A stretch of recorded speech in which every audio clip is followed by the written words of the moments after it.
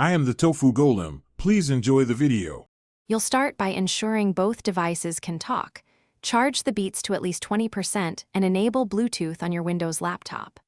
Open Settings, go to Devices, then Bluetooth and other devices so the pairing dialog is ready.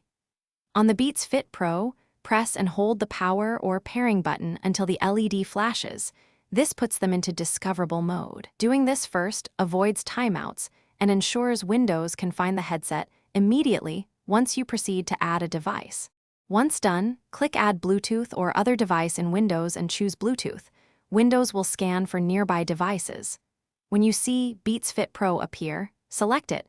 Windows exchanges a pairing handshake to establish a secure connection.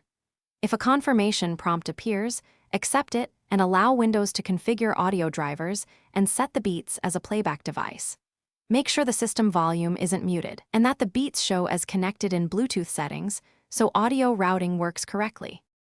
After pairing, open Sound Settings and set Beats Fit Pro as the default playback, and if needed, recording device so apps use them.